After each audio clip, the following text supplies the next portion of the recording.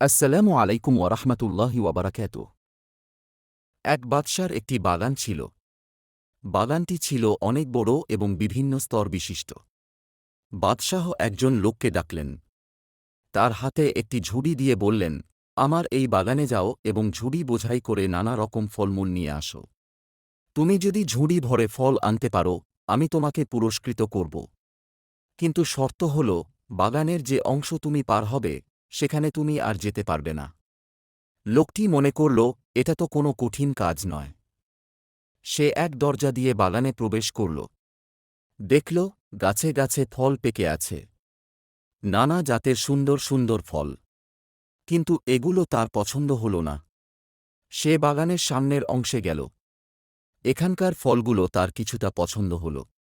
কিন্তু সে ভাবল, আচ্ছা থাক, সামনের অংশে গিয়ে দেখি, সেখানে হয়তো আরও উন্নত ফল পাব, সেখান থেকেই ফল নিয়ে ঝুড়ি ভরব।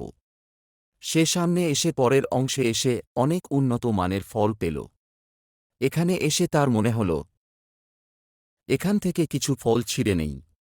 কিন্তু পরক্ষণে ভাবতে লাগল যে সবচেয়ে ভালো ফলই ঝুড়িতে নিবে।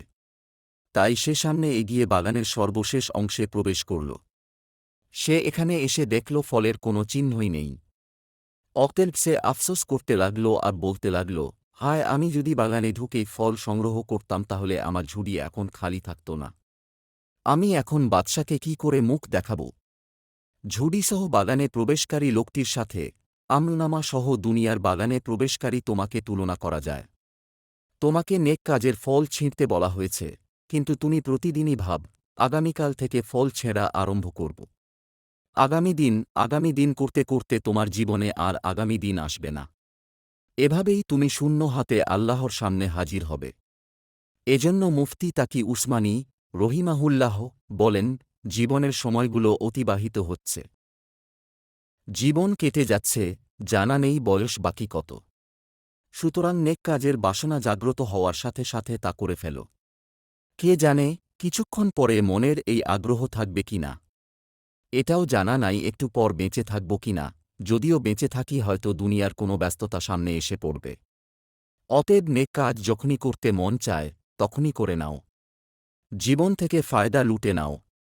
তাই জীবন নামক আল্লাহর অনুগ্রহে দেয়া বাগানে বিচরণকালে আমল নামার বিশেষ ঝুড়িতে যখনই সুযোগ পাওয়া যায়, তখনই নেকি নামক ফল দিয়ে প্রথম থেকেই ভরা শুরু করে দাও।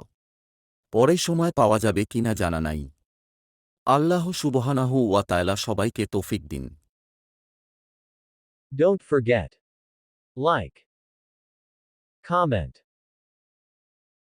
Subscribe. Thanks for watching Foyez Masum Adu.